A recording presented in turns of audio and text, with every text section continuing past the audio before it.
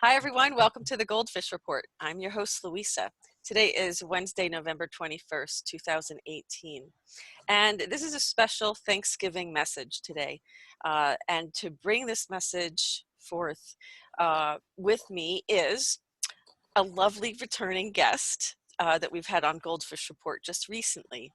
Her name is Vicki Werner. She's an author. She's a QHHT healer. She's a mother, a wife, a sister, and an aunt, I'm sure. She's a lot of things, and that's what steel magnolias really are.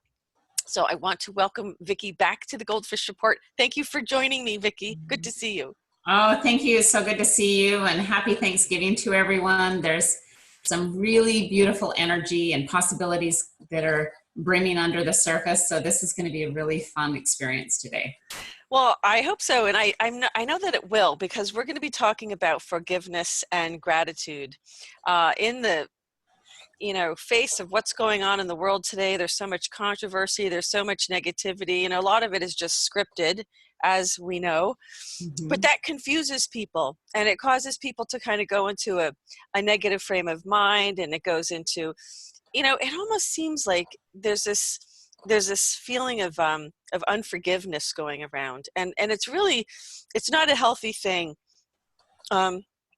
We don't really understand then why we sometimes repeat relationships, and how it's important for us to have some relationships in order for us to resolve some of our karma and things like that. But I know that you have a really beautiful message to share with us today, so I'll let you begin. Yeah. Well, here's the thing that I have seen as a regression therapist. There is some running themes with every single client I have. There's some level of needing for forgiveness of the relationships. There's always some charged relationships or experiences that they feel has held them back. And I think I can relate, and I'm sure you can relate, that there's been challenging experiences in our life that we feel limit our possibility of progressing. It tends to hold a lot of our energy. It tends to hold a lot of our thoughts, and we live a lot of our life and our experiences based upon those. And we tend to shrink our energy because we are protecting ourselves. We don't want to have a challenging experience again.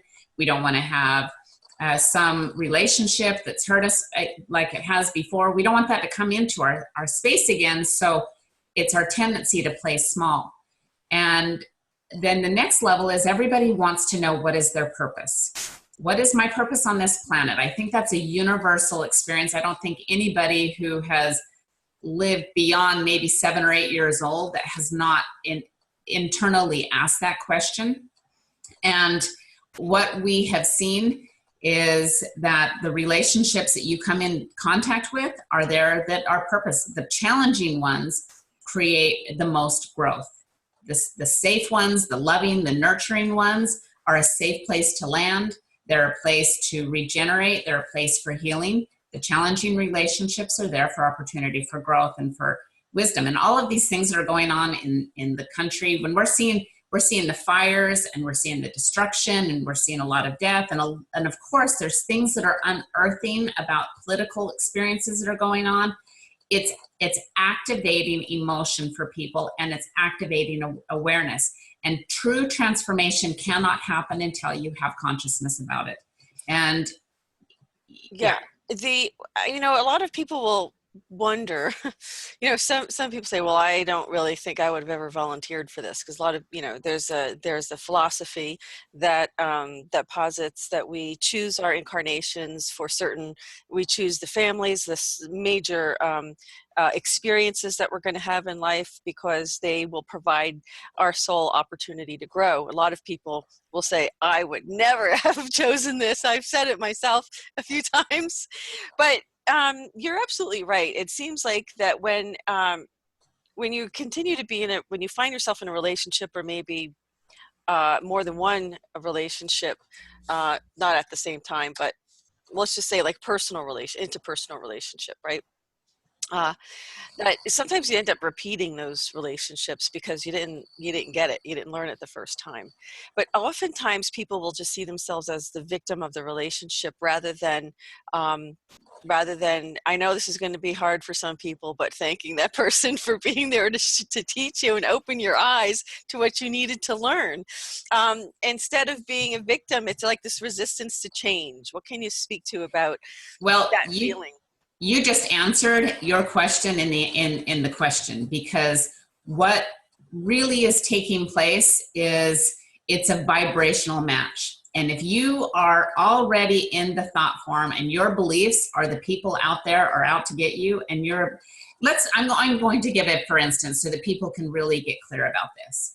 They'll have, let's say somebody is raised in a family where the father is an alcoholic, emotionally distant, abusive, and that, it's just like these young, let's use an example of a young girl grows up and their conscious mind is saying, never, ever, ever will I allow myself to be in that kind of a relationship. They'll leave the home early, they'll go out and explore, and have that'll never happen to me because I'm aware of that and I'm never going to have that. But they're still stirring in that pot.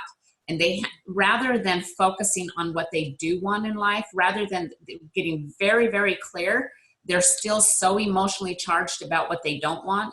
And they're emotionally charged about their past because they haven't forgiven it, they haven't released it, and they have not invited gratitude of what they want to create into their life. So they resonate at that same frequency again. And even if they find Prince Charming, who is an ideal match that they will see exactly opposite of their father, because of that vibrational match and because of their close proximity, they will start to come in tune. And things will play out. It's the laws of nature. And yeah. No, it's very hard though. It's very, very hard to, I guess mostly because people don't take it as a learning opportunity.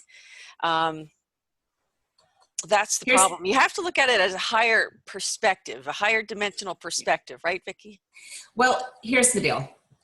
Every single person at one point wants to have some kind of spiritual advancement or some kind of growth, and that does not happen until they go through their dark night. It doesn't happen until they're broken open. It doesn't happen until they have enough resistance in their life where they're willing to set down what they thought they believed before and take a really hard look at it. And I'll use an example for the levels of forgiveness. Some of the things that are traditionally around most people, their first relationships that they need to develop with forgiveness for is going to be their parents. And every single person has some level, no matter how perfect your mother might have been or your father might have been, they didn't meet every single one of your needs, and they weren't meant to. They were meant to be a guide and as a teacher and as a support. But I just see so many times that parent relationship might have been a brother in a past life. It might have been a lover in a past life. You just don't know what your relationship is. And families come together because in the spirit realm, when we're choosing our life experience, and we'll say, okay, I have some really deep healing to do with this person. It could have been a battle, could have been, a betrayal, an act of betrayal. That then you say, okay, we're ready to work this out. What better, let's just remove the emotional enchargement and the ego from it. And you just come down to, okay, let's come from a space of logic of the soul experience. What better opportunity to have that than your own family? Because you're forced to look at it over and over and over, and it's charged emotions.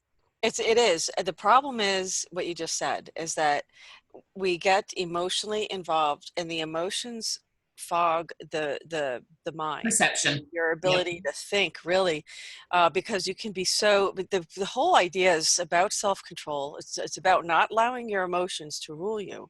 Now, could you imagine if President Trump allowed his emotions to rule him? I mean,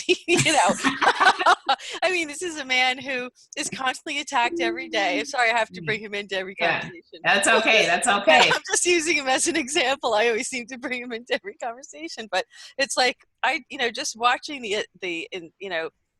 attacks, the constant attacks of media, and how they really don't seem to understand his answers. They don't accept it. They want to change his answer to mean something else, whatever. And it's like, I mean, most people would be so frustrated. They'd be screaming at these people, but he's really always very composed. And so that's the whole thing. It's about I think he's a good example in that way. You know, I think because he's someone everybody can observe. So it's just we might not always have a role model, but I'm just saying that he's very calm, cool, collect. Even if he sounds like a New Yorker, that's fine. That's normal for New York, Yeah. right? Yeah. Right. For New. Yeah. But the problem that people have, Vicki, I think, is what you just said. We can't. These levels of forgiveness are so important. Okay, with the parents, right, we have to forgive our parents. I think one of the things that I learned the most from Louise Hay's book, You Can Heal Your Life, which was like a Bible. I mean, I had that book. I read it so many times, the binder came off of it. And I was just like, the pages I was just carrying around with me. It was just so good. But what the book taught me, the most, was that I needed to reprogram my thinking. You're absolutely right. I needed to say daily affirmations that were positive, and I realized I was learning a lot of bad mental patterns of thinking because of the programming that was around me, whether it was from my family, whether it was from media, whether it was from whatever. And I just said, wait, I didn't choose to think this way, and I'm choosing a new way to think. And through daily affirmations, you know, I came to realize, you know, that that I had a program going, and I had to create a new one that was going to work for me, because I didn't like that other one. It wasn't working for me. It wasn't. So that's the thing. So we have to look at this a little bit differently. And I think what you're saying is, what about this whole concept of resistance to change, though? When people, instead of, when last time I interviewed, now we all know your husband is Dr. Scott Werner. Last time Scott was on our program, he shared a chart with us about a vibrational frequency chart with regards to the map of consciousness. Map of consciousness. Thank you for that. And he, you know, it illustrated that every emotion resonates at a certain vibration and a certain frequency. And so this is what you're talking about in terms of vibration and frequency. So what happens in the relationships then? You're not a match, or you are you supposed to match, or are you supposed to move beyond that and go, how does that work? Well, a few things that I wanted to bring into light about what you're talking about with beliefs and Louise Hay. You're absolutely right, because in the third trimester, while you're still in utero, you're downloading beliefs of your environment. You're in, and so you can't control what your environment beliefs are. And most of predominant brain state of an infant and a child up through to the age of 11 is they're receiving information. They're not necessarily giving information. And so all of their beliefs, all of their behaviors, all of their subconscious patterning is their environment and their family. And so whatever relationship you came in, that is going to be the predominant form until something happens. And I know every single one of us can go, when did I start my spiritual work? When did I say enough is enough? When did I see that the tribe failed me and I have to take ownership on my behavior? It will always follow some kind of trauma or some kind of dark night. And it takes those things for you to be willing, and everybody has to have it. And if you, well, there's, it's assumed that over 100 billion people have walked this planet. And there's 135,000 babies that are born every single day.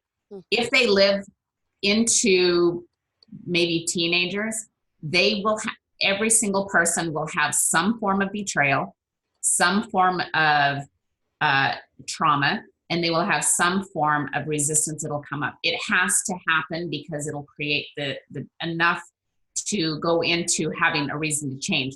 Now, when I have clients that are really stuck on the parent dichotomy, and the parents like, my mom failed me, she wasn't there for me, my parents did not give me the support I need, I wasn't nurtured, I wasn't, you know, there's somebody I know who has children, and her adult children have literally stood in front of her and said, can you please tell me that you love me? It's just love. Can you just say, I love you? Are you capable of saying that? And she can't. And we've all, you know, she's a direct family member, and we've had conversations, and she will hold on to her story. Nobody taught me how to love.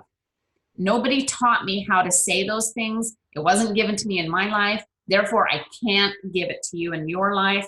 It's such an interesting thing, but it's when people hold on to their story that they're not willing to change. But it's those exact same parents who didn't love you in your form that you needed to love, who had their own victim story, who had their own weaknesses. It's the parents who didn't show up and didn't bathe their children and prepare them from school, and the kids go to school and they're humiliated and they're like, I'm never going to be this kind of person. They're the kind of person who become a better parent. Yeah. It's the same parents that give you those challenges are the same ones that are the gift, because you're so clear about the kind of parent you refuse to be, and you're really, really clear of the kind of parent you want to be. Well, and that's just one example of that. What about forgiveness? Let's talk about forgiveness a little bit, because it's all part of gratitude and thankfulness. And since we want to focus on, since tomorrow is Thanksgiving, we want to focus on, you know, being thankful. And I'm not talking about Thanksgiving and the in the way that we traditionally celebrate it here. I am not going to get into the politics of that, surprisingly, but I do think that I just choose to use Thanksgiving as a time to give thanks for whatever I have in my life, and for the lessons that have presented themselves to me, that, you know, opportunities for the lessons for me to grow personally, for the people in my life, things like that. Just be gratitude, just have gratitude for where you are, because, you know, when you look around, you see there's many people that have far less. I mean, look at California. It's just so heartbreaking, Vicki. Yeah. How does anybody celebrate Thanksgiving knowing these people, you know, have just experienced such unbelievable, unimaginable horror and death and destruction and devastation? Well, it's our default to want to go into anger and resentment and fury, and that we attack the problem, that we have to just bring more attention to the problem. That's not helping any of them. Not one person is better off because we're angry for them, and we feel emotions that are charged for us. And any of those patterns are going to put us in a state of non-forgiveness. And forgiveness begets gratitude. Gratitude begets forgiveness. They are two ends of the same coin. And when we look at the issue, now I'm never going to suggest, don't look at the problem, because especially to somebody like you, because you're like, whoa, we need to look at the problem. because, so I'm not ever suggesting to not look at the problem, because that's opportunity for growth. However, it's how much time are you going to give for the emotional charge? Now, struggle is an option, and that's really challenging for people to hear. I know people who are living in paradise in Hawaii, and they live growing on the land, and so beautiful environment. They're supported by nature. They have, you know, I'll use an example of somebody I know that the relationship, the finances were taken care of. They had an opportunity to explore their creativity and their spirituality. They were miserable. They were emotionally miserable because they were stuck in their own story. And then there's people you can see that are living on the street in India and just watching and observing, and they are in bliss. Why? Because of their emotional state. And so we have to take ownership of our emotional state. And it's not the experience that is a universal thing that causes the charge. It's our attachment to the experience that causes the charge. It's like when you can share your experience with somebody else, they're not emotionally attached, and so they can stay neutral with it.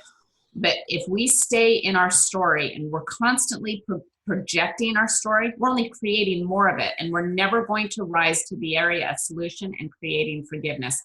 And I can say without a doubt, every single painful, charged experience that we experience was divinely orchestrated. Everything about God is about order, and it's orchestrated. There's divine grace and there's experiences. It's just we get so caught up in the emotion of it, and we're fearful to forgive because we think that that's protecting us. We're thinking that if we never forgive that person, then we're never going to give them permission to cause harm again, right?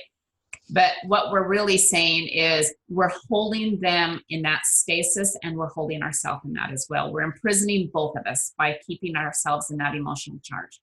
Okay, so once you get past, so what you're saying is our parents did the very best they could with what they had. Yeah, If they and had let's more, remember, if they had more, or if they had better, they would have done better. They had and used what they were yeah, given, and that's what they were given, and they could only give what they knew them and had themselves. So first we have to get off this, high moral ground, this moral high ground, thinking that we were so entitled to having, the perfect, being loved the perfect way. You know what I mean? We have to, it's maybe very idealistic, but how do we then forgive our parents? And then, for some people who have really kind of held animosity and grudges toward their parents for many years and maybe weren't very nice to them, how do we forgive ourselves?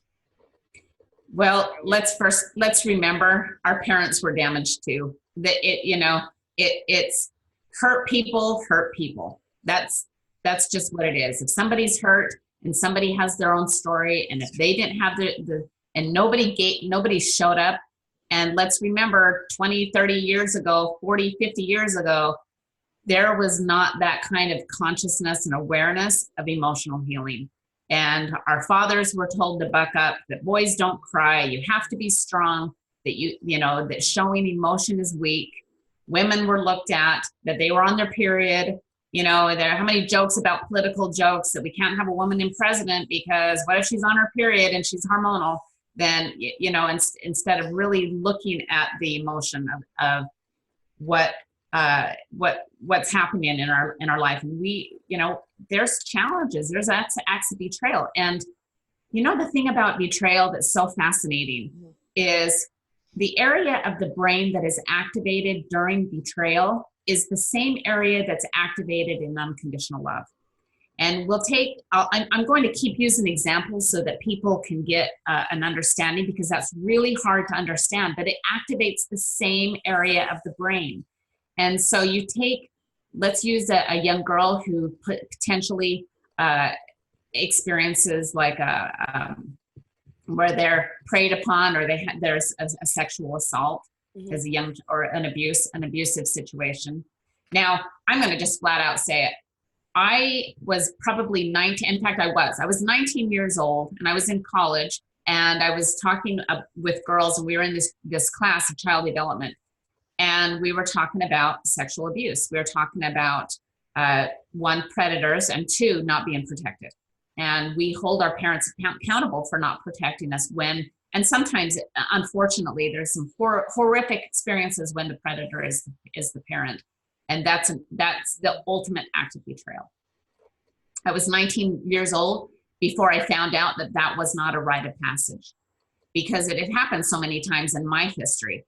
And there were so many opportunities, and it wasn't that, parents don't protect their children. So a lot of times parents aren't aware. And, I was so charged about that experience. I remember saying, I'll go to jail, I'll kill whoever never touches my child. I'm so emotionally charged. Right. Nobody's ever going to touch my daughter. And you just, you go through these phases of anger and retaliation, and, it's a natural state.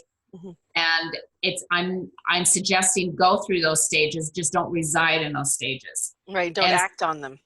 And don't act on them. Right. And I remember feeling like I was taking one for the team, that I would just make sure that I would do whatever harm I could to prove that nobody's going to hurt my child.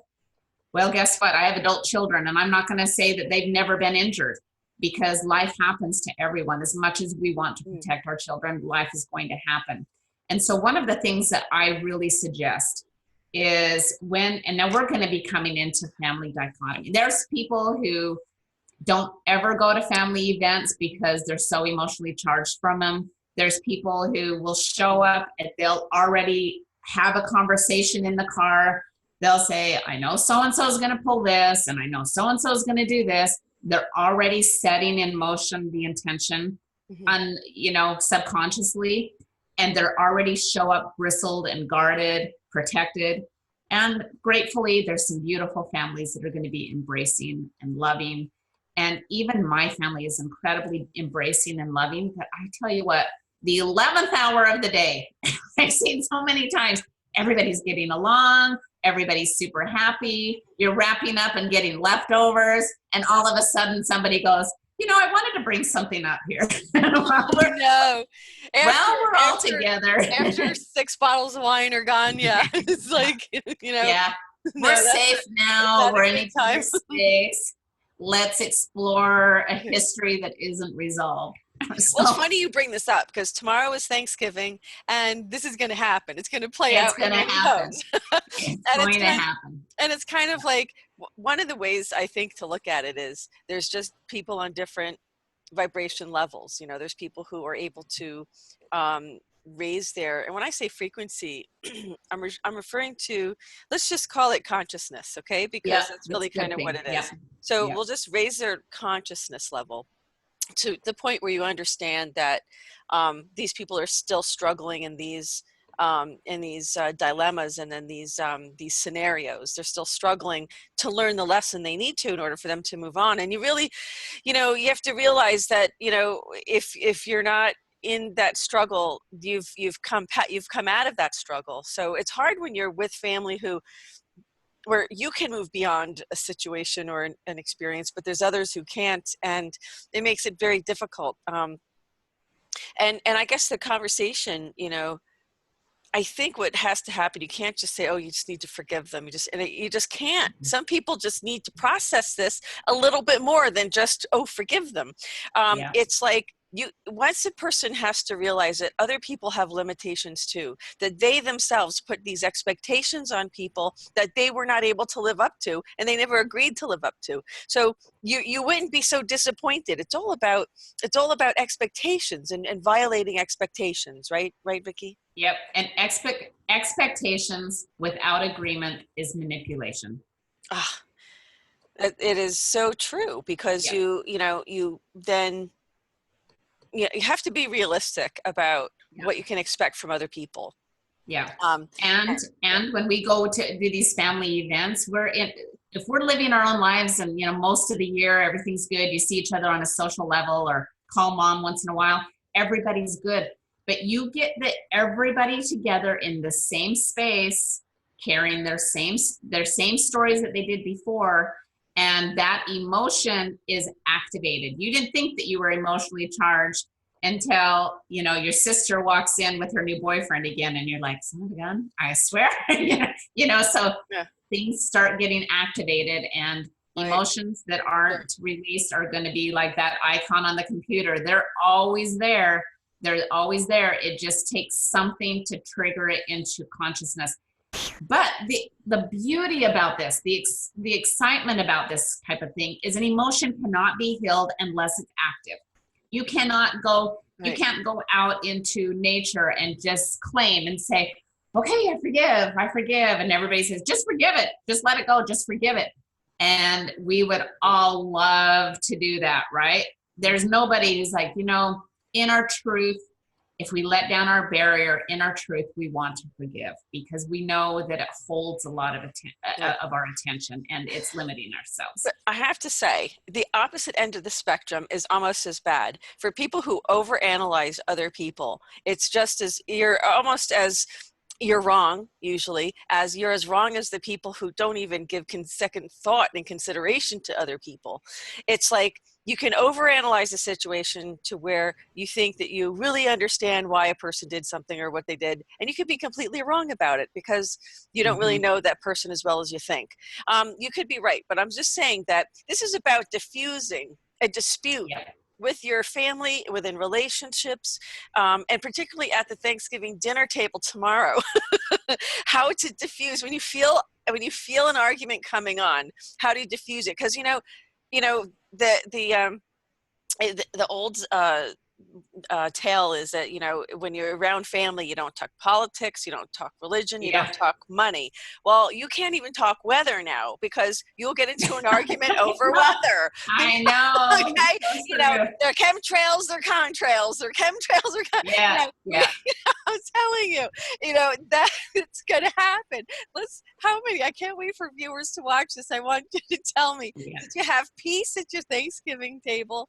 Did you have conversations, or did you have awkward red pill moments where you're trying to put out some information to challenge the way people are thinking who aren't ready to accept that way of thinking?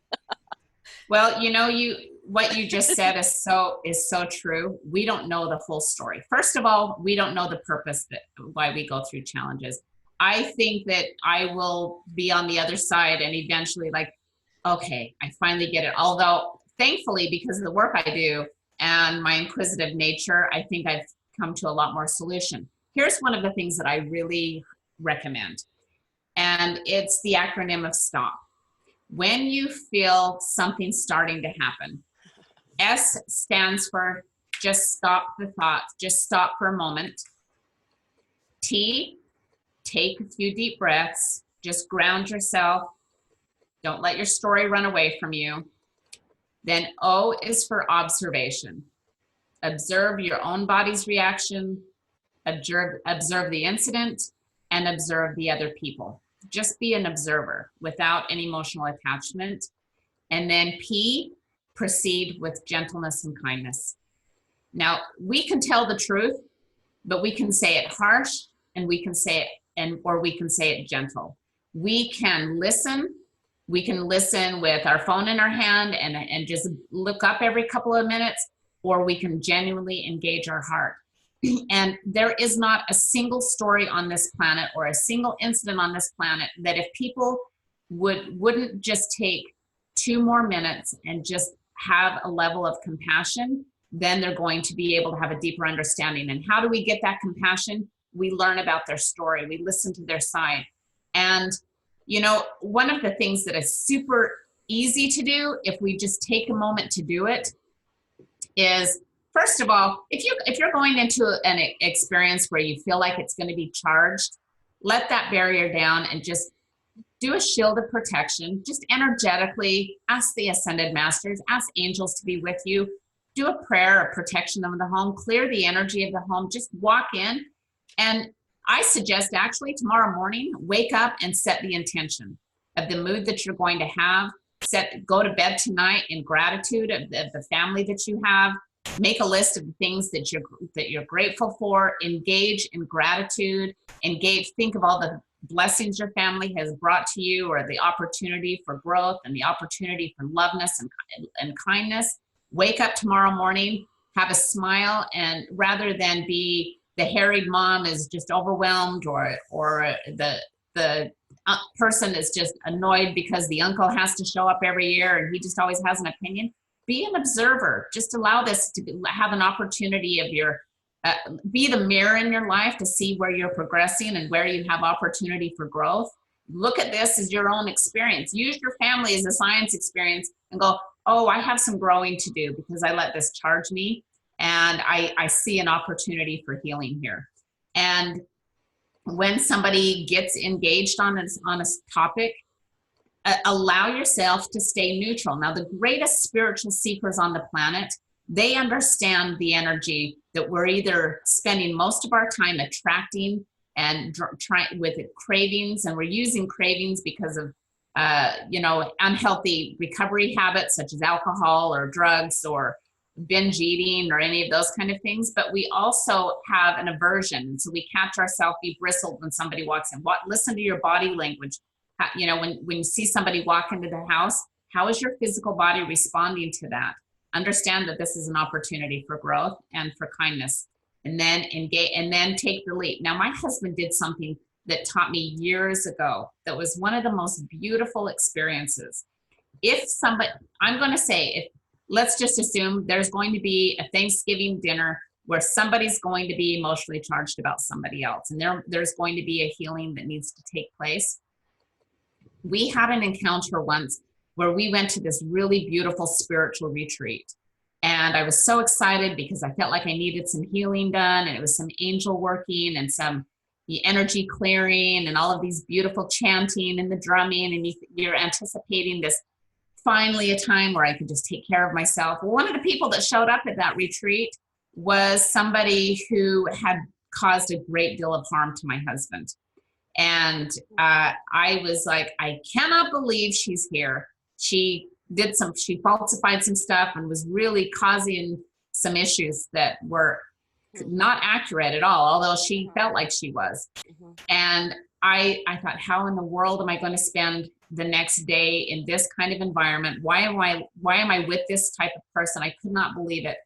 That all of a sudden I was angry, and I thought, oh, I was going to turn to Scott and say, let's just go. It's not worth it. I don't want to be in this environment. And lo and behold, that dude, he stood up, he walked over and he hugged her and he said, doesn't it just suck to have challenges with one another? Let's just love it. And he embraced, and it shocked her. She was prepared. She saw him too. She was prepared for battle. She was prepared for to have confrontation. And he just embraced her. He grabbed her in his heart, and he's just like, oh, it must be so hard for all of us just to keep going through these experiences. I'm so glad to see you. Everything dissipated. Wow. And I had some instantly that friction just disappears. It's amazing. And that represents, in my opinion, a consciousness, an expansion of consciousness. It's like rising in consciousness level.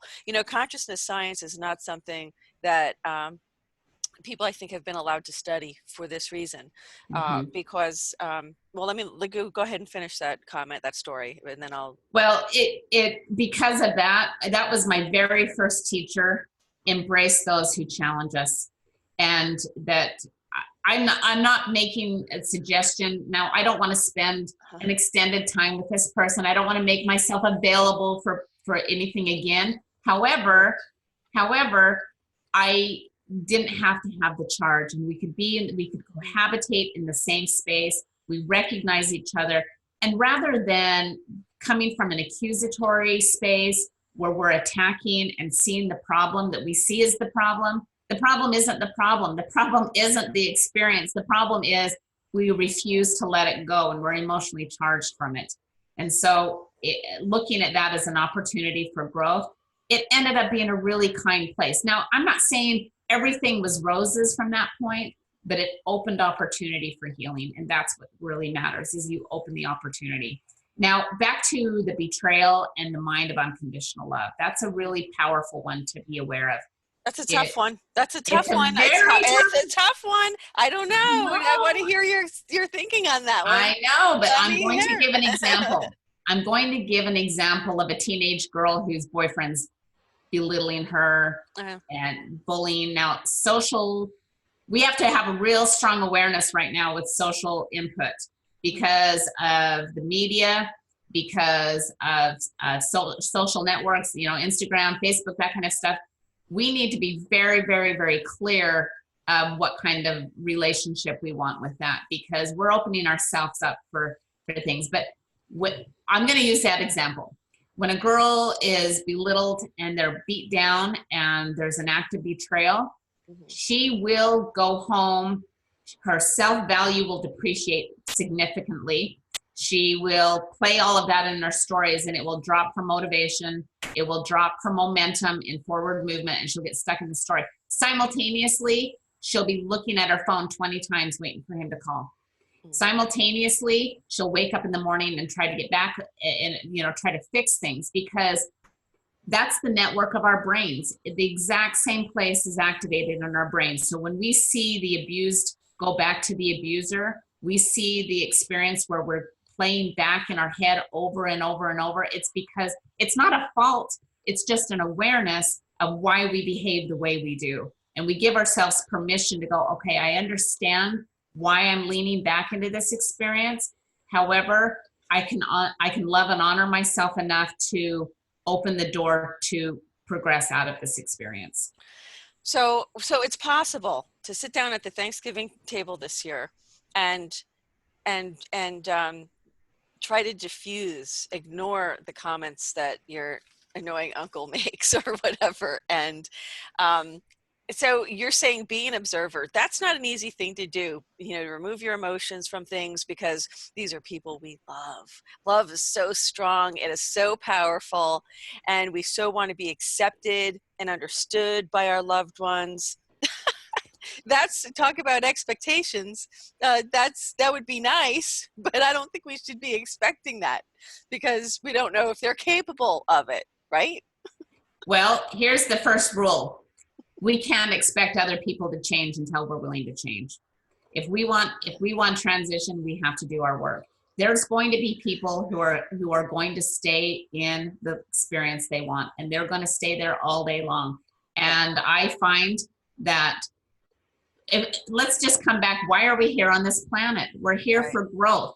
We're here for, and we're not going to grow if we're just residing in a very comfortable, nurturing place. We cannot say, I don't want challenges in my life. We can't say, I don't want any pain in my life. What we can say is, God, grace me with the knowledge how to process this. Give me the insight and the wisdom. Support me in releasing this. Help me to grow from this.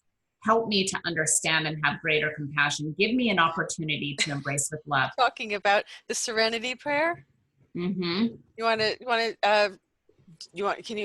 Do you know it? Right. Help me to, I do know that off the top of my head.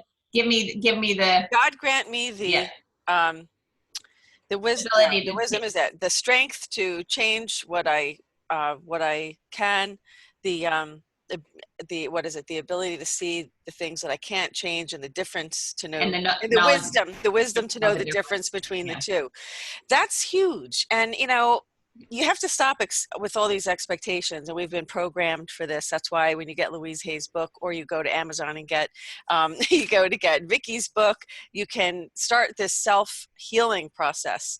And of course, you know, Vicki does this QHHT therapy, which is quantum hypnosis healing therapy, which Dolores Cannon, you know, made very famous. And that's how she published all these books, was as a result of all these regressions that, and all the facts that, the information that these regressions revealed through her clients.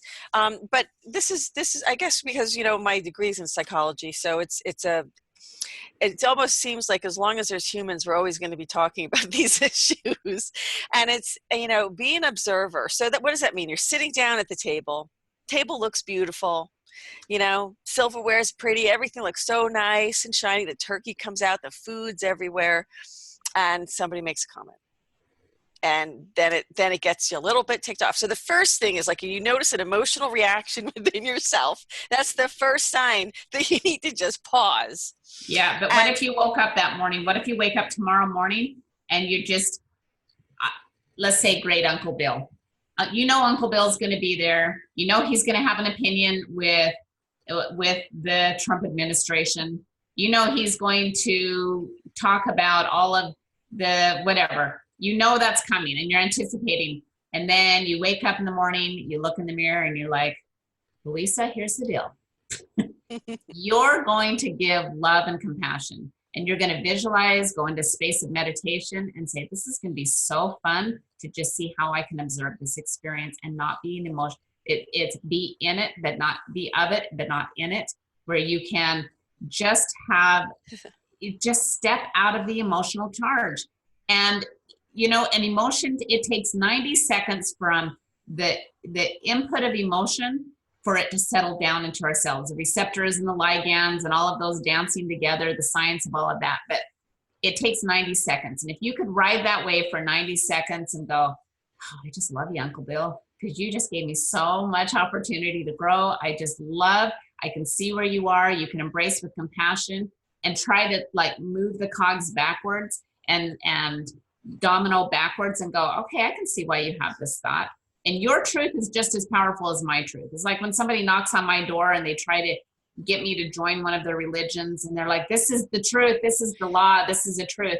And I go, just as much you believe where you are just as much, I also, but on the other team. Yeah, it's their truth. And that's the bottom line, is that, so you're sitting there, you're getting an emotional reaction from something Uncle Bill said, and he annoys you every year. And it's nothing new, but it was just a matter of time. You almost, and you were almost sitting there in anxiety waiting for it to happen, and it happens.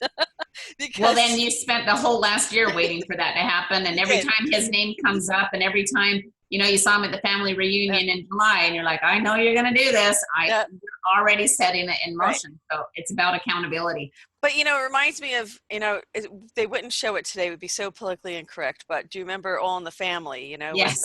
okay, Archie Bunker, and you had Yeah. Meathead, and Yeah. he always knew it was just a matter of time before the next insult was coming, or the Yeah. next whatever. And it was not a dysfunction, it was very dysfunctional, actually.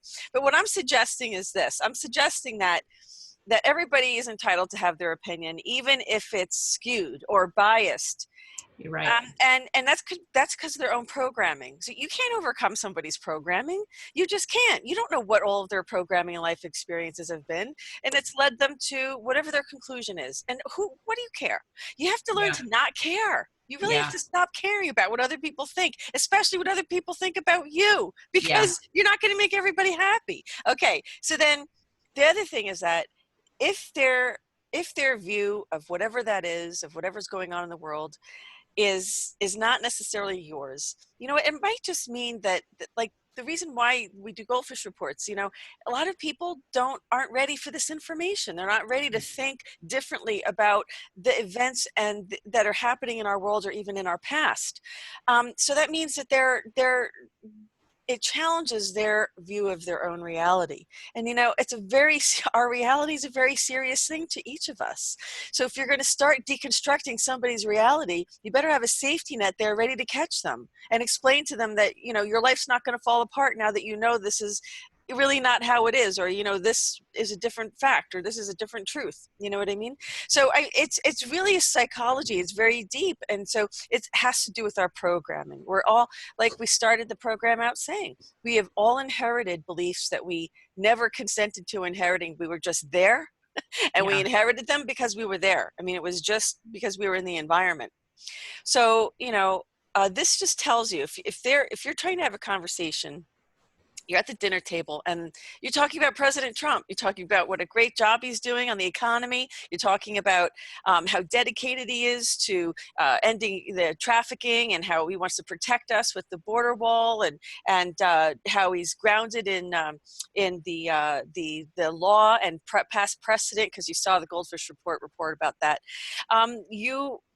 Realize that other people are not at that same level of consciousness. And no matter how much you can argue with them, if you want to have a happy dinner, don't argue with them about it. Let them believe whatever they want to believe. When they are ready to accept a different level of consciousness, a conscious awareness, they will. So trying to really, I would caution people to try to really red pill people too much, because you could take the joy out of the holiday. Because that is why we're trying to get together, is to have joy, to be thankful for what you have. Stop judging people. Stop being so critical even of yourself. When you're Yeah. really that critical of yourself, how you're critical of everybody else. So what do people do about that, Vicki? Well, what my favorite analogy of what this experience that you're just sharing is Carolyn Mace, and when she talks about being, for anybody who follows Carolyn Mace, is she uses this analogy that we're all a condominium. We're all, we all live in the same condominium, and we are on our own condo. And we use the example that people on the street, that they have bars on their windows, that they hear the street noise all the time. There's litter around your home. Trash is down there. It's a lot of smells. It's heavy. There's fog.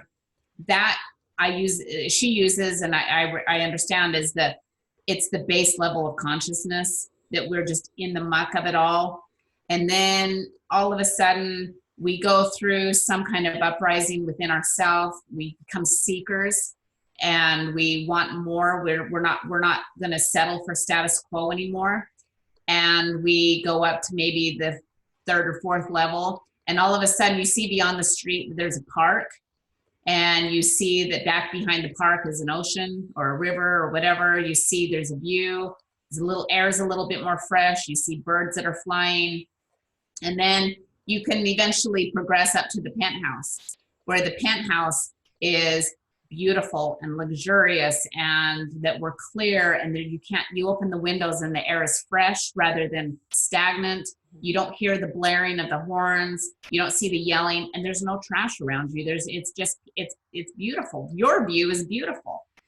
But the people on the penthouse can never go down to the basement and go, or to the ground level and go, dude, this is where it's at. Because when you were down on that basement level or on the ground floor, you didn't care about that either. It took your own transformation to go through. You can't force somebody to take the elevator up, and you can never go back down. So once you know what you know, you have to just have an awareness. And what's our real agenda for Thanksgiving? It's to love. It's to embrace. So maybe let's not use that experience of all of these agendas that we have, set the agendas and leave them home, and know that that can be for another day, that you choose to embrace with loveness and kindness, that you choose to grow. And when somebody's causing a disruption or somebody's emotionally charged, why don't you take 20 seconds and say, tell me more about that? Because when somebody is validated, they don't need to prove themselves anymore. And every single person wants to be validated, and every single person wants to be heard for what they believe. It doesn't mean you have to agree with it, but you certainly don't have to be contrary either. You can remain neutral, because the greatest spiritual teachers of the world, they're neutral and loving. They don't have to get down in the mire and prove, because let's be real. How often is it going to be when somebody's emotionally charged? And I'll tell you, when somebody's emotionally charged, they will backtrack into their emotional self of a childlike, that will go back energetically. They will go back to the age of when they were first betrayed. I guarantee it. And so you're talking to a 7-year-old. Yeah, it's very true. A lot of people who have trauma very early in childhood, there's a part of them, there's times when it seems like there's a part of them emotionally that has not progressed past that age because the trauma stopped them in their tracks, so to speak. And that's the definitely need. Look, that's when they come to have QHHT healing sessions, to go back, do some regression, find out what happened, understand it as an adult, not as only as a child, because you have a limited perspective of understanding things, although you have a more pure perspective as well, but you're still limited. So yeah, absolutely. And I think, so what we're trying to say here is that, and I think what you're saying is happiness is a choice. Happiness is a choice. Gratitude is a choice. Forgiveness is a choice. Yeah. And so is disruption, and so is anger, and so is resentment. Yeah. I mean, happiness. I have this story about this. So here's how the story goes. It's a real beautiful story, and it makes you stop to think, because if you handle a situation the right way, maybe the other person might, it might be like the impetus for their own personal change. It might be that. And so this is the story. The story is, there's a woman in a nursing home, and something happened. New people were coming in, and they had to move her. But she was in a room that had all the sunshine, overlooked this courtyard with beautiful grass, and you could see a little lake in the background, and she had really had this beautiful view. And the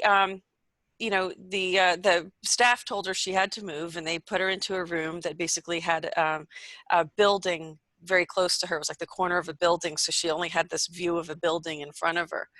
And they were warning her. They said, we're going to move you. We're sorry, but we have to move you to this room. And she just said, that's okay. I'll be happy with whatever you give me. And they moved her into this room with this wall and everything. And they got her in there, and it was such a big drastic change and everything. They asked her, well, we just moved you into this horrible room from this beautiful room that you had. And she said, they said to her, what, are you, I can't believe you're not so mad and angry about it, and the woman just looked at her and says, I already chose to be happy. I chose to be happy with it before I left the other room. And when she got there, she was happy with it. And it was a very powerful message that, it is simply a choice. It's that easy, a choice, easily a choice. You know what I mean? And it was, you know, the reality of the story was that it was a blind woman. So, Oh you know, yeah, so that's so beautiful. Yes. she was happy because she chose to be happy, even though she had this impairment that she couldn't even enjoy the The first beauty. room that she Mhm. had. She didn't even enjoy the view and the beauty and the pleasantness of what she had had versus what she was. So she had said in advance, she had, you know, happiness is something you choose in advance. That's the moral of the story. And if we could Yes. just be humble, excuse me, if we could just humble ourselves a little bit more to just choose to be happy no matter what happens, you know, you don't, it doesn't have to be outcome dependent. Well, yes, and simultaneously, let's definitely shine light that you have to be actively engaged in healing techniques. That when somebody, if somebody walked up and said, just choose happiness, and they're already battling with depression and they're already battling with anxiety, then we're doing a very big disservice. So, my book has a number of healing techniques that people, my whole purpose with that book is first of all, The Secret to Healing and Recovery is the name of the book. The secret is no matter where you go for healing techniques, no matter what kind of healing modality you choose, all true healing is going to come from within. Mm-hmm. And then the other aspect is everything that you, every Here's the technique that, book. yep, every Here's the book. technique that is in that book is techniques that people can do on their own. Now, the EFT tapping script is a really great script. That's a download people can and do for anxiety. Mm-hmm.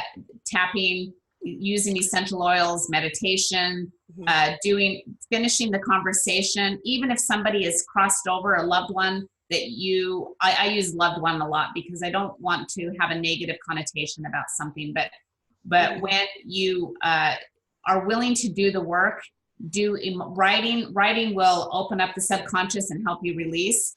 And Mm-hmm. so do a write and burn, do a letter to the person that you don't send. These are all techniques that you can do on your own. And there's so many opportunities for healing if we just actually do them. Now, not one thing in that book is available through osmosis. You Yeah. can't have the book on your nightstand and assume that you're going to do the work. Just like any other instruction, it's there to lovingly support you and let you do your work. Well, after your first visit on the GoldFish Report, telling your incredible story, we know that you've walked the walk, that this is real, tried and true wisdom. And we are very grateful for you to bring this forth and share this with our viewers because you're right. If you are really not in that, you know, resonating at that level of consciousness, if you're stuck in anger and you can't move on, it's just a lack of knowledge. It's all it is. Once you inform yourself a little bit more, and through healing is how you do that. So there's no question that you have to do the self-healing yourself. You have to take that initiative. You know, if you want to have these harmonious relationships, just remember that sometimes you have to make a choice between being happy and being right. So when you're sitting down at that dinner table and you know somebody's just got it all wrong and they don't understand you and all this, you might really need to sit down and decide whether you want to be happy and ignore it, or if you want to be right, because then you might not be happy. So, Yeah. you know, if you get into an argument and debate about it, it's not, you have to just realize it's not really that important for, to be right in those types of circumstances. I'm not saying it's not important to be right all the time or in other circumstances, but, you know, you have to pick your battles, in other words, right, Vicki? Isn't there wisdom to that? Yeah, and I'm going to remind you, you came into a family with relationships for a purpose. Now, I've seen enough of the past life regressions, and it's so interesting because even in regressions that were not done by me, there was, and even readings with different intuitives or any psychics or anything, they would talk about the relationship Scott and I have, that it even shows up in our astrological chart when you get people that are very skilled and going behind the chart. There's a lot of really cool techniques and modalities where you can get more of a history of that. I think regressions are super, super powerful to understand the relationship. And without fail, the most challenging relationships, someone will finish we'll address it, we'll look at what that is, and we will go back to the origination of that experience or that dichotomy. and they come out of that and they'll say, I get it. I get it. And that's all that matters, is that you get it. But with Scott and myself, we've had lifetimes. I've seen lifetimes where I decapitated him. I've seen lifetimes where we were in battle together. We were on the same team. I've seen lifetimes where we were brothers. Obviously lifetimes where we were spouses. But I've had lifetimes where I've lost him many times, and that's a running thing for me, is always trying to protect him because I have this charge. We don't know why we are the way we are, or why other people are the way they are, but maybe we can just embrace the experience and have an opportunity to grow and love. Just, everybody wants to know their purpose. Every single person, and I'm going to break it down super, super simple, and it is across the board. Your purpose is to love. Your purpose is to serve and engage with compassion. Those are your purpose. It is never a singular thing. When we get caught up on what is my life purpose, let's say, for instance, your life purpose was at the age of 32, you were going to catch a woman who falls out of a second-story building, right? And that you're just walking by, and all of a sudden you catch them, and now you've completed your life purpose. Well, between 0 to 30, you're spending a lot of your time asking, what's my purpose? And then, 32. And then, so when that happens at age 33, you're like, well, hell, let's just wrap this party up. My purpose is done. In other words, your purpose is not singular. Yeah. Your purpose is to heal. Your purpose is to love. Your purpose is to embrace. And I think your point about the families, the relationships that we have that we're born into, we've likely had relationships of other nature in past lives, and that's, subscribing to the philosophy that there's reincarnation and that we do reincarnate, we have past, that, and if we did, that means we have past lives. Who wouldn't want to know what they were?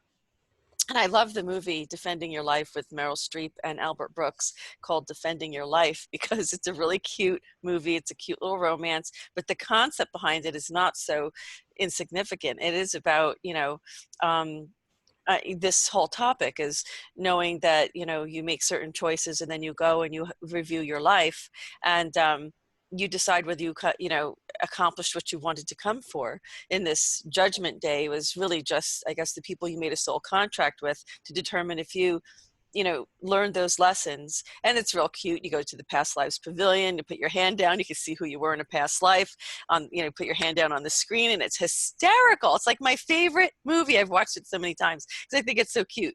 But you're absolutely right. You have no idea what relationship you had with these people in past lives and what you need to resolve in this life. It's really about clearing your karma, but it's about learning. We have to grow. So it's about growing and loving. And before we close this special Thanksgiving message of, learning to, be more peaceful, more loving, more joyful, and more thankful at Thanksgiving. Vicki, I was hoping you could give us a little example of what it's like to go through, like a guided type meditation, or a little bit of kind of the things that you did. I did have a session with you, so I do understand how it works. And if there's a way you can just in a short way explain to us, what that's like. And because this is really the first step of healing. You're not going to do it by tomorrow for Thanksgiving. It's not going to happen that quickly in time, but over time, you get to experience, I definitely think everyone should try to have one of these regression therapies, but that's just my opinion. You should do whatever you feel you should do. I'm not, advocating medicine or medical advice in any way. It's a decision, a personal choice that everybody should make, because you might find some things you don't like or you don't want to know about. And that's a choice you have to make yourself. I just happen to think it was a good decision for me, and it was a very good experience. And it was really quite lovely to go into that kind of state of mind and be able to discover things.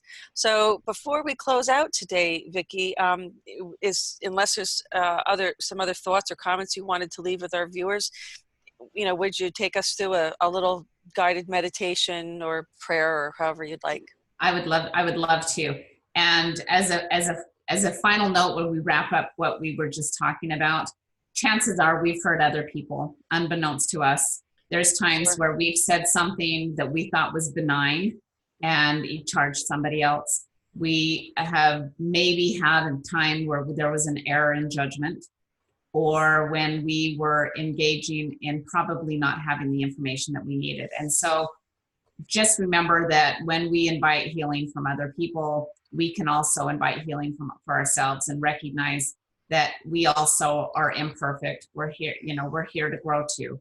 And as far as the regressions, the purpose of all of this is that it's a guided imagery experience that we have, that we access the theta brainwave state. That's a deep state of relaxation. And there's a lot of different opportunities where people can do guided imagery or walk through different experiences. When you're in a very relaxed state and you activate the theta brainwave state, it's the brainwave state of imagination, creativity, inspiration, and intuition. All of that is in the same dichotomy. It's all in the same brainwave state. And so in a guided relaxation, I encourage people to get very comfortable, remove shoes and jewelry and belt. You don't want anything binding you physically. And then either recline in a chair. I have a couch that's quite comfortable that I have clients lay on, but I do most of mine over Zoom now. And so I just have a session where I tell them to be very comfortable and just have their computer there with them. And I always do a prayer of protection.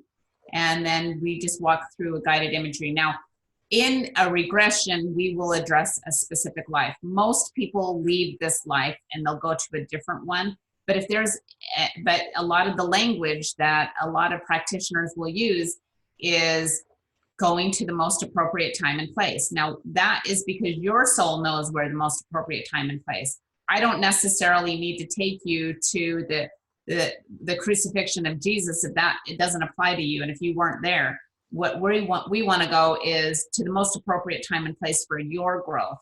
And people get very frightened of I'm afraid of what I'm going to see.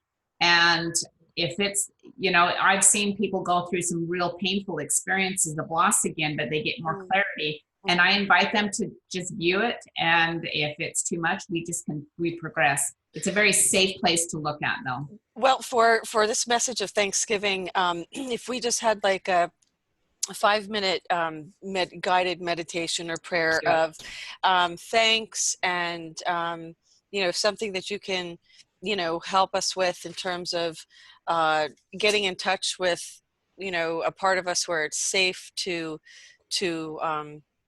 do this, to be thankful, to forgive, and to have an attitude of gratitude and love them with their faults. Yeah. Right. And that would be helpful. So okay, I'll let you go ahead and start that. And I know this is not like how you do your therapy, but this is just a little short. It's a nugget. It's a nugget. Yeah. Okay. So, very good. Thank you. Yeah, so that's great. So I'm going to invite you to relax, and if you'd like to join, that would be super great. So just relax the body. We're going to do this quite quickly, but allow yourself to focus your concentration and just be in a state of relaxation, closing your eyes. I always encourage keep your eyes closed because you're removing outside stimuli. So you can just go within, take a couple of deep relaxing breaths. Relax the mind, the busy, scattered mind. Just relax. Relax your neck and shoulders. All of the pressure you've been feeling, all of the pressure, preparation, just let it all go. Relaxing, nice deep breath. Moving your attention down to your chest.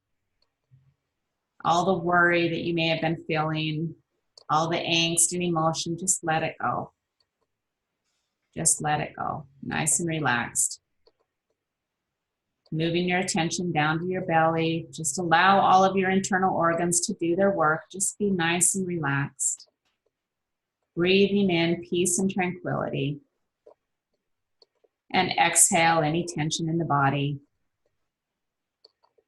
Moving your attention down to your feet, on legs. All of your body nice and relaxed. Just take another nice deep cleansing breath. Focus your concentration and allow the intuition. Trust what you've received. It may be a scent, maybe a glimmering thought. Just trust whatever comes is here to support you. Nice and relaxed. Now I would like for you to visualize a beautiful forest. Beautiful, green and lush and alive. And you're walking on this beautiful path. Notice the birds, the sounds that you hear. Notice the green lush and this beautiful path. And you're walking on this path. Walking the path, nice and relaxed. Beautiful and peaceful. Feeling safe. I would like you to visualize up in the near distance a beautiful golden dome building. This beautiful golden dome building, hold your attention on this golden dome and start to feel excitement and joy as you recognize that this is the place for healing. And I will count forward from 1 to 3, and as I do, you will arrive in front of your golden dome building. And as you do, you will notice that your spirit guide will be welcoming you. You will be welcomed by your spirit guide who is here to help guide you through this experience. Counting forward, 1, moving forward, 2, and 3, arriving in front of your beautiful golden dome, and your spirit guide is here to welcome you. Notice if your spirit guide is male or female or androgynous. Do they greet you with excitement or a hug? And they say, I would like you to join me into your dome of healing. And as you enter, you'll notice a beautiful, beautiful building inside. Now, your Akashic records are stored in this beautiful dome, and you can investigate this on your own. But today, we're just here to do some forgiveness and healing. As you enter, you will notice 11 other guides that are present. These are angels, ascended masters, beautiful beings of light. We've invited Mother Teresa, the Dalai Lama, Gandhi, Kuan Yin, Jesus, and whatever other beings of light you want present that hold the space for forgiveness and compassion and kindness. And they're here to greet you and invite you to just let go of all the burdens you've been carrying. Now I would like for you to notice that there is a door on the opposite end. And through this opposite end, before the door opens, I would like for you to invite one person, think of one person that you need to ask forgiveness from. Maybe a schoolmate, maybe a child, a parent, a friend. But we've all done things that we've caused harm to others, and this is your opportunity to have a healing experience with that. So we're going to invite that one person that you want to ask for forgiveness from. And they enter the space, and you notice them coming closer to you. And they may be a little bit guarded, but it's okay. Invite them into the safe space. And I want you to take just a moment and say, I'm sorry for the error that I made. Please forgive me. I want to do right by you, and I ask for forgiveness. I humbly release all of the pain from this, and I ask you to do the same.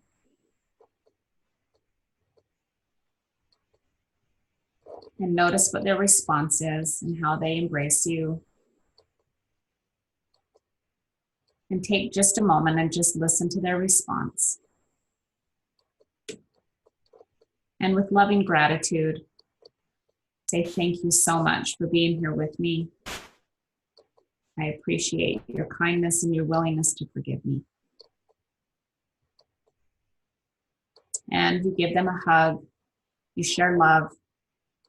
Thank you for your message and your willingness to be on this journey. And then they step aside. And you turn to the Ascended Masters and say, I really would like you to be present here for me, because I have other people in my life that I need to forgive. And you can invite either a group of people, maybe it was your high school peers,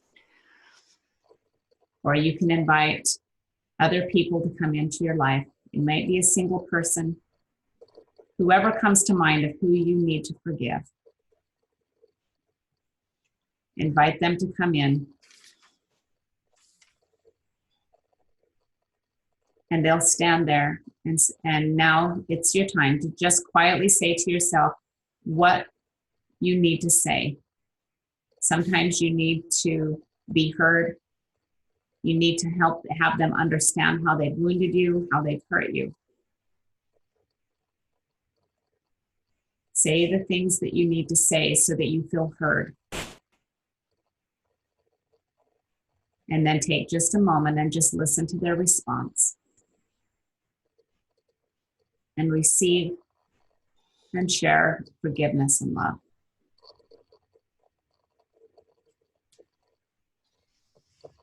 And tell them that you want to be free.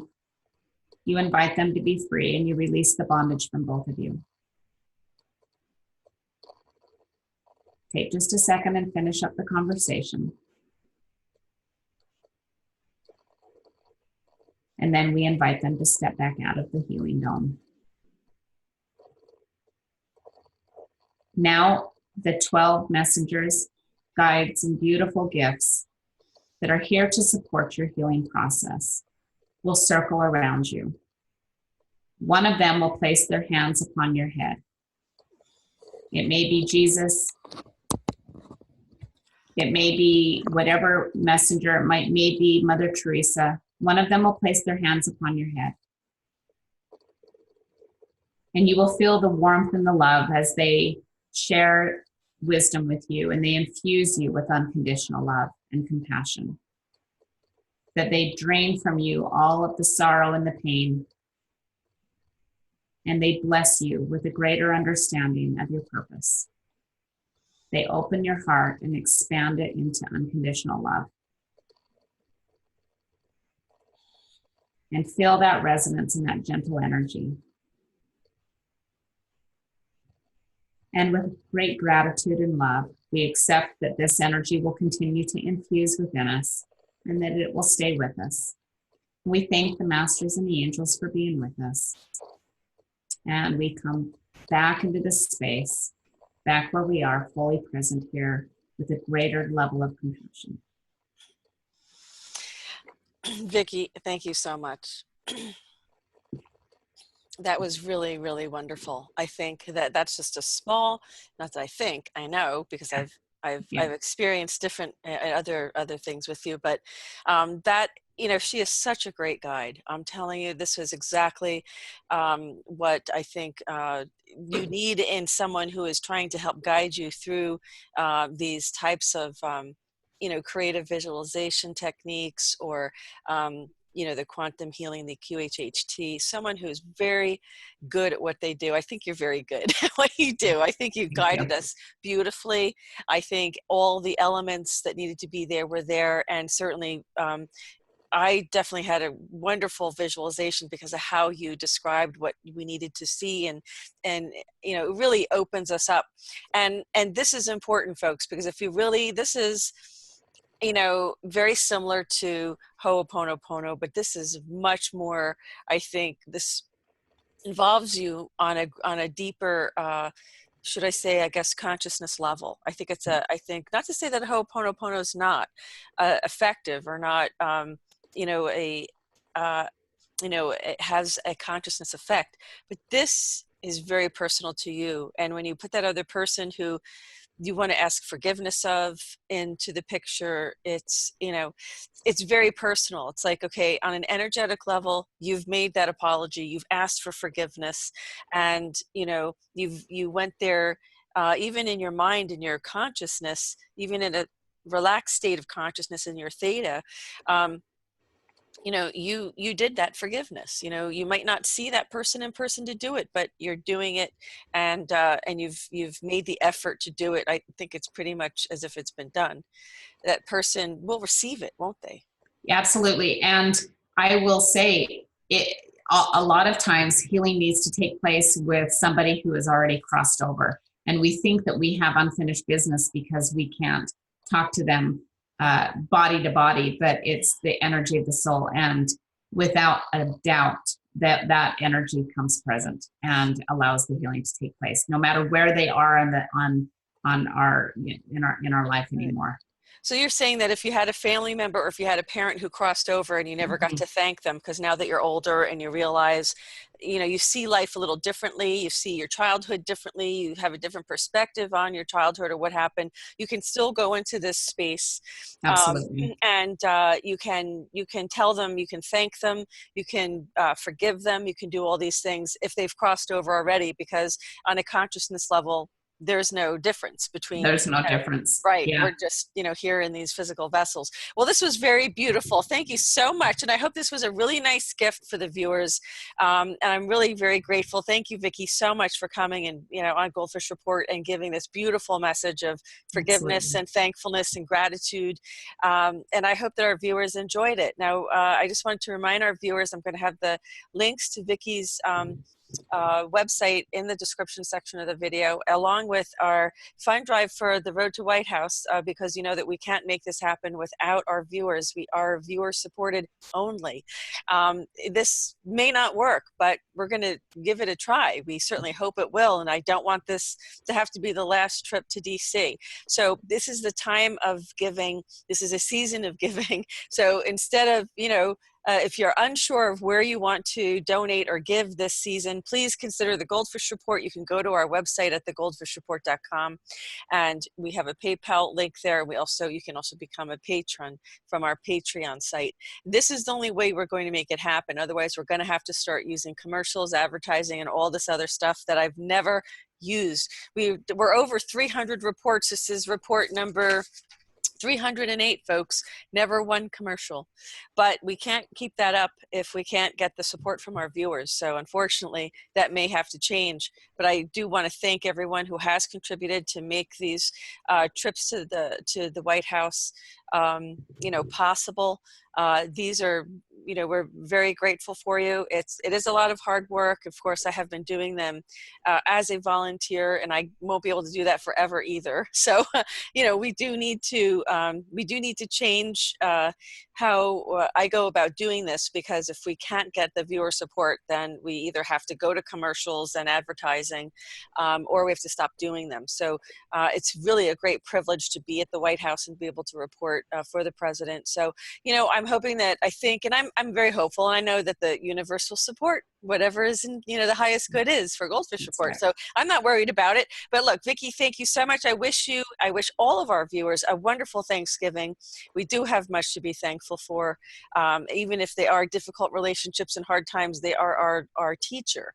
And so if we are wise, we'll learn from those circumstances and thank those people, even if they, you know, created a very difficult situation in our lives or hurt us in some way. Thank them for that opportunity to grow, because it is there for your growth, for all of our growth. So, Vicki, thank you so much. Did you have any final thoughts you wanted to leave with our viewers before we sign off for this Thanksgiving break? Just be open to change. Just know that it takes time, and be open for the transformation, that it's worth it on the other end. The grass really is greener. It is lighter. Our opportunities that we can have for healing are immense. And when we choose to be conscious about it, and this is the first step, having this conversation, recognizing that there's things we can do, transformation truly can happen. And amazing possibilities. Just trust in the miracles of what life can give you. Well, thank you so much. That was beautiful. And what a wonderful guide you are, and so good at what you do. So folks, just remember, you know, sometimes you do have to make a choice between being happy and being right when it comes to relatives and holiday dinners. So just remember that. And also remember, there's just some people who might have way too much programming, and you know, you may or may not be that red pill opportunity for them, but you know, as Winston said, you remember Winston, I just want our viewers to know I have been in contact with Winston, of course. There is no way to forward in, emails or messages to him because he's, you know, in a quiet time right now. He has not had to report to prison yet. He had, because of the sentencing, he had a certain period of time in which he had to, before he had to do that. He's in good spirits and he's very hopeful. So I just wanted our viewers to realize that and keep your prayers with Winston, because many people have asked about Winston, but I just can't field all these questions for him right now because I'm very busy and we don't really have the support to do that. But I wanted to let our viewers know because many people have asked. So folks, I hope you have a wonderful Thanksgiving. Please leave, you know, messages, you know, in our comments section. Let us know if you tried any of these techniques during your Thanksgiving dinner. Was it different for you? Did you look at anything differently? Did you let it roll off your back like a duck with water? Did you just realize they're just not on the same level of consciousness? Because as Winston says, some people only contracted, their souls only contracted for a third dimensional experience. So they're not going to go, they're not going to go where you want them to go. And you can't force people to go anywhere. You can't force people to think in a way that you want them to think.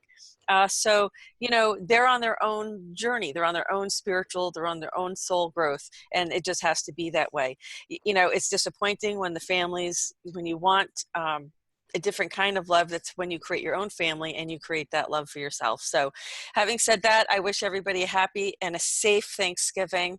And from Washington, D.C., this concludes this edition of the GoldFish Report.